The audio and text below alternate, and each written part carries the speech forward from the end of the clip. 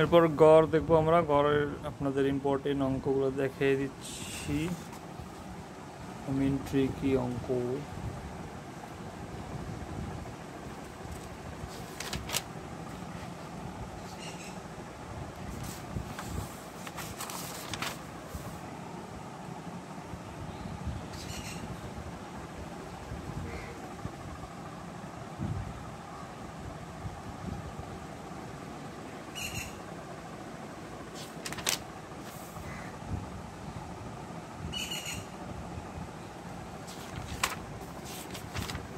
আচ্ছা, তাহলে প্রথমটা বলছে যে এরকম, আচ্ছা, ধারাবাহিক সংখ্যার গড় ইকুয়াল টু শেষ সংখ্যা যোগ প্রথম সংখ্যা ভাগ 2। ধারাবাহিক সংখ্যার গড় ইকুয়াল টু শেষ সংখ্যা যোগ প্রথম সংখ্যা ভাগ 2।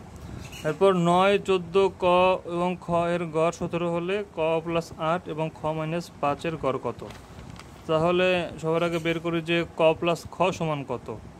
তো যেহেতু গড় বলছে যে প্রথম চারটার গড় 17, তার মানে সমষ্টি 68, সেখান থেকে তাহলে ক প্লাস খ হবে 68 বিয়োগ ওই যে 9 প্লাস 14, এটা বিয়োগ করতে হবে, তাহলে 45 হচ্ছে ক প্লাস খ এর মান। এখন ক প্লাস 8 এবং খ মাইনাস 5 এর গড় হবে কি? ক প্লাস 8 যোগ খ প্লাস খ মাইনাস 5 ভাগ 2। আর আমরা এখান একটু আগে আমরা ক প্লাস খ এর মান পাইলাম 45, তার মানে 45 যোগ 3 ভাগ 2 সমান 24 হচ্ছে আমার অ্যান্সার। আচ্ছা, 60টি সংখ্যার গড়, হ্যাঁ 3, এদের মধ্যে 4টির গড় 4, শেষের 4টির গড়ও 4, চতুর্থ সংখ্যাটি কত? তাহলে 60টার গড় যেহেতু 3, তার মানে মোট হবে 21। আর প্রথম 4টার গড় 4, তার মানে প্রথম 4টার মোট হবে 16 এবং শেষের 4টার মোটও হবে 16, তার মানে 16 আর 16 32। আচ্ছা, এখানে কিন্তু যে 4 নম্বর সংখ্যাটা, এটাকে দুইবার ধরা হলো।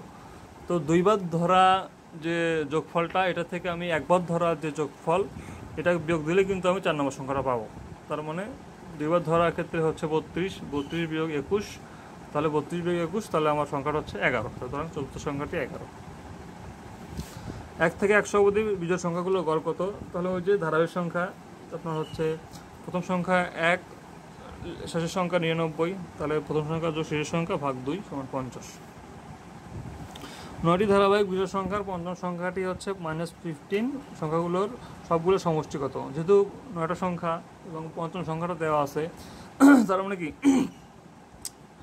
ধারাবাহিক সংখ্যা যেহেতু বলছে, তার মানে পঞ্চম সংখ্যাটাই হচ্ছে তাদের গড়। তার মানে গড় ধরে নিলাম -15, তার মানে সবগুলো সংখ্যার সমষ্টি হবে -15 গুণন 9। একজন ব্যাটসম্যান 17তম ইনিংসে 87 রান করায় ইনিংস প্রতি তার গড় রান 3 করে বৃদ্ধি পায়। 17তম ইনিংসের শেষে তার গড় রান কত? তাহলে দেখেন, 17তম ইনিংসের আগে অর্থাৎ 16তম ইনিংসের পরে তার মোট রান ছিল কত? 16x, ধরি তার গড় x, তাহলে 16x ছিল। 16x-এর পরে সে একটা ইনিংস খেলছে, সেই ইনিংসে 87 রান করছে, তাহলে 16x + 87, এখান থেকে তার গড় হয়ে যাচ্ছে 17টা ইনিংস খেলছে এরপরে, তার 17 ইন্টু গড় হয়ে গেল, আগে ছিল x, এখন হয়ে যাচ্ছে x + 3, তার মানে 17 × x + 3। আর এখান থেকে x এর মান সলভ করলে আপনি পাবেন 36।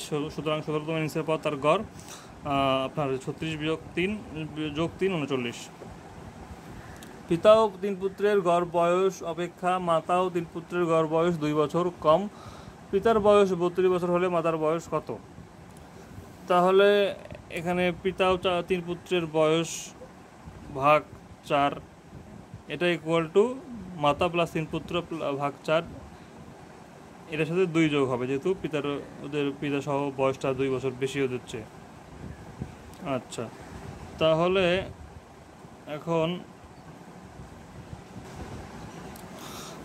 এখন উভয় পক্ষ থেকে আপনি এই দুটো সলভ করলে আপনি আর কি পাবেন হচ্ছে পার্থক্য 8 হবে। এবং এই তার মানে মাতার বয়স হচ্ছে 32 বিয়োগ 8 24 বছর। আর একটা এভাবে সলভ করতে পারেন যে গড় বয়স যেহেতু 2 বছর, তার মানে 4 জনের বয়স 2 করে কমলে 8 কমবে, সুতরাং 8 সন্তানের নয়। কারণ যে পার্থক্যটা হচ্ছে বয়সের, সেটা হচ্ছে ওই সন্তানের কারণেই,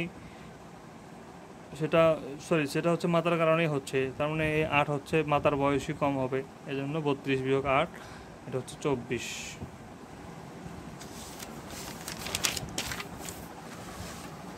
আচ্ছা, পিতা ও দুই পুত্রের গড় বয়স 25 বছর। 2 বছর পূর্বে দুই পুত্রের বয়সের গড় ছিল 12 বছর। 5 বছর পরে পিতার বয়স কত হবে? তাহলে আপনার এখন বর্তমানেও তাদের গড় বয়স কি 25 বছর। আচ্ছা, 2 বছর পূর্বে দুই পুত্রের বয়সের গড় ছিল 12, তার মানে 2 বছর পূর্বে যদি তাদের বয়সের গড় থাকে 12, 2 বছর পরেও কিন্তু তাদের বয়সের গড় হবে ওই জাস্ট 12 + 2 করতে হবে, কারণ দুজনের বয়স কিন্তু আপনার বাড়তেছে। একজনের 14 হবে, পরের জনের 14 হবে, তার মানে 14 + 14 28 যোগ 28 ভাগ 2 14, তার মানে 2 বছর পরে ওর গড় বয়সটা 2 বছর বাড়বে। তার মানে 2 বছর পর ওদের ওদের বয়স হচ্ছে 28 বছর। এখন এই 28টাকে আপনার 75 থেকে বিয়োগ করতে হবে, যেহেতু এখন বর্তমানে তাদের হচ্ছে গড় বয়স 75 বছর। 25 × 3 সমান হচ্ছে 75, 75 বিয়োগ 28 47। এখন 5 বছর পর পিতার বর্তমান বয়স হবে, তাহলে 47 যোগ 5 সমান 52। 30 জন খেলোয়াড়ের দলে তাদের কোচের ওজন যোগ করলে তাদের গড় ওজন 1 কেজি বেড়ে গিয়ে 31 কেজি হয়। কোচের ওজন কত?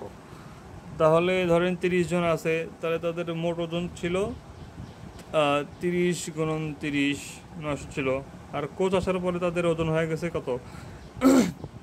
31 হয়ে গেছে, সংখ্যা হয়ে গেছে 31, তার মানে 31 × 31 961, তার মানে কোচের ওজন ছিল ওটা বিয়োগ ওটা শেষ।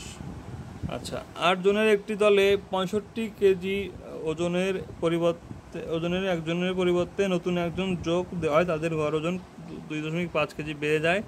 নতুন ব্যক্তির ওজন কত? আচ্ছা,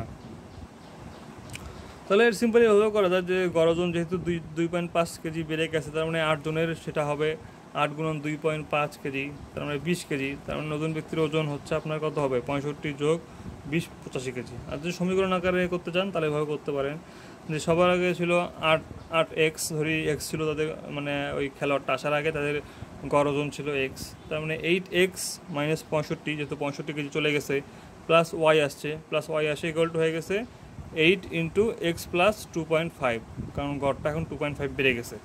তাহলে সেখান থেকে y মান সলভ করে আপনি পাবেন 85 কেজি আর কি। একজন শ্রমিক প্রতি 8 ঘন্টায় কাজ করার জন্য গড়ে 40 টাকা এবং ওভারটাইম কাজ করার জন্য প্রতি ঘন্টায় 80 টাকা করে পায়। একদিনে তার প্রতি ঘন্টায় আয় 60 টাকা হলে কত ঘন্টা ওভারটাইম করেছিল? আচ্ছা, এখানে যে 60 টাকা দেওয়া আছে এটা কিন্তু এটা হচ্ছে ওভারটাইম আর রেগুলার, এই দুটো যোগ করে পার আওয়ার দ্বারা ভাগ করা স্যালারি কিন্তু আপনার হয়েছে 60টা।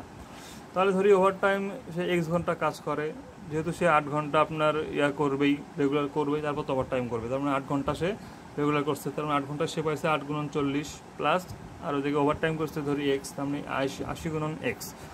এখন তাহলে ওই যে আপনার মোট মানে পার আওয়ারে স্যালারি বসছে 60 × 8 + x, সেখান থেকে আপনি x এর মান বের করে নিলে আপনার x = 8 পাবেন।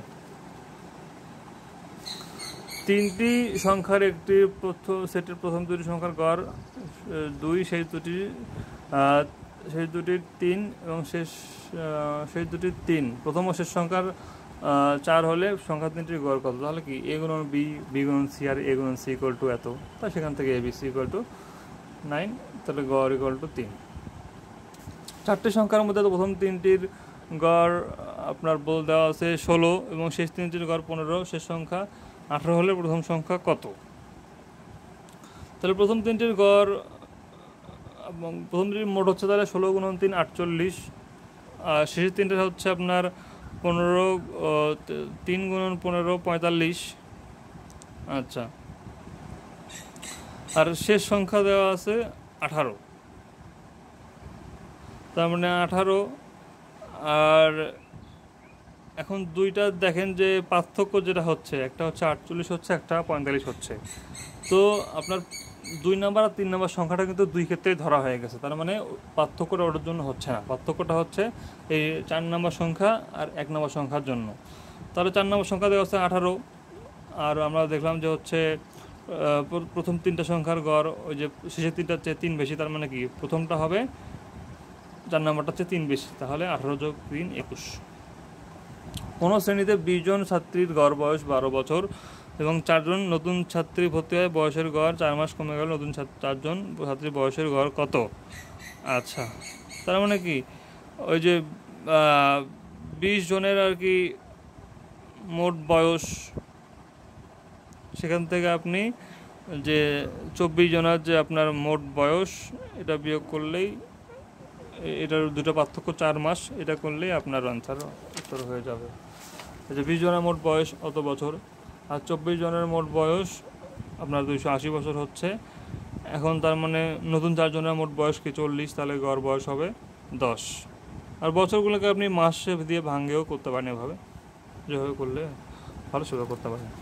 আচ্ছা, কোনো শ্রেণীর 24 জনের মধ্যে 17 বছর বয়স্ক একটি ছাত্র চলে গেল এবং নতুন একজন ছাত্র ভর্তি হলো। এতে বয়সের গড় পূর্বাপেক্ষায় 1 মাস বেড়ে গেল। নতুন ছাত্রের বয়স কত? আচ্ছা, তাহলে যেহেতু 1 মাস আপনার বেড়ে গেছে, তার মানে 24 জনের বাড়বে কত? ওই তো আপনার 1 গুণন 24 2 বছর, তার মানে কি নতুন ছাত্রের বয়স হবে আপনার 17 বিয়োগ, সরি কমবে, বয়স কমবে 2 বছর, সুতরাং নতুন ছাত্রের বয়স হবে 17 বিয়োগ 2 15। আর সমীকরণ আকারে করতে চান তাহলে এভাবে করতে পারেন। 24x, আগে ছিল 24x মোট বয়স, সেখান থেকে 17 গেছে, ওয়াই আসছে, ওয়াই আসার পরে তাদের হচ্ছে আপনার মোট বয়স হচ্ছে 24 গুণন এক্স মাইনাস ওই যে 12 ভাগের 1 ভাগ, যেহেতু 1 মাস এই জন্য 12 ভাগের 1 ভাগ দিলাম, ইকুয়াল টু এটা হচ্ছে ওয়াই ইকুয়াল টু 15। যুদ্ধ তহবিলে 12 জন লোক চাঁদা দিল, 10 জনের প্রত্যেকে 80 টাকা করে দিল, 80 টাকা করে দিল এবং 12 জনের প্রত্যেকে ঘরে যে চাঁদা দিল তার অবশিষ্ট 2 জনের একজন তাহা অপেক্ষা 80 টাকা, অন্যজন 120 টাকা করে দিল, শেষে 2 জনের তাহলে হচ্ছে প্রথমে হচ্ছে তাহলে 12x, সবাই মিলে চাঁদা দিচ্ছে 12x, আর সেটা ইকুয়াল টু 80 গুণন 10, প্রথম 10 জন দিচ্ছে 80 করে, এজন 80 গুণন 10 প্লাস x প্লাস 20, তাহলে একজন দিচ্ছে গড়ের চেয়ে 120 টাকা বেশি, একজন দিচ্ছে গড়ের চেয়ে 80 টাকা বেশি, এই জন্য এভাবে লেখা হলো। সেখান থেকে x ইকুয়াল টু 100, সুতরাং প্রথম জন 180, দুজন 220 টাকা।